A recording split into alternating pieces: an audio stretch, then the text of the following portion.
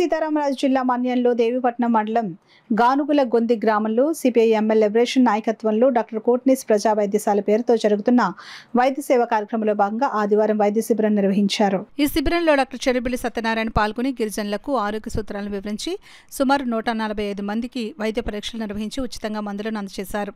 అంతేకాకుండా వారికి బిస్కెట్స్, పాత బట్టలు, చెప్పులు, ప్లాస్టిక్స్, స్టీల్ సామాన్లను అందజేశారు. ఈ సందర్భంగా డాక్టర్ చెన్నబిల్లి మాట్లాడుతూ సామ్రాజ్య వ్యాధులకు అబంధ హస్తాల నుండి బయటపడడానికి ప్రత్యామ్నాయం వైపు అడుగులు వేయడానికి ప్రపంచం సిద్ధమవుతోందని అన్నారు.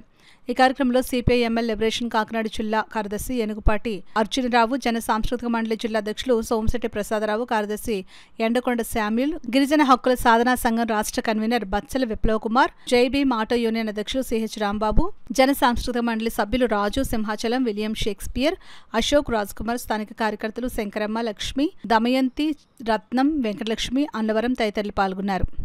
అమెరికాలో అతి పెద్ద నగరంగా ఉన్న న్యూయార్క్ను ప్రపంచ వాణిజ్య, ఆర్థిక, సాంస్కృతిక, మీడియా రాజధానిగా చెబుతుంటారు. అలాంటి కీలక నగరం ఇప్పుడు ఒక సోషలిస్ట్ డెమోక్రాట్ జోహ్రాన్ మాబ్దాని పాలనలోకి రావడం అంతర్జాతీయంగా సంచలనం సృష్టిస్తోంది. ప్రపంచం సోవియట్ అక్టోబర్ విప్లవం 110వ వార్షికోత్సవం జరుపుకుంటున్న రోజునే అమెరికా గుండెకాయ వంటి న్యూయార్క్ సోషలిస్ట్ మేయర్ని ఎన్నుకోవడం కుంభస్థలం కొట్టడం వంటిదే.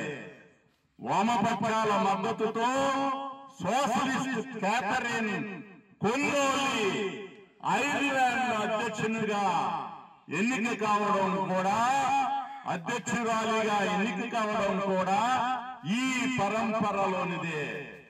అందుచేత మనం అంతా పోరాడదాం. ప్రజాస్వామ్యం, సోషలిజం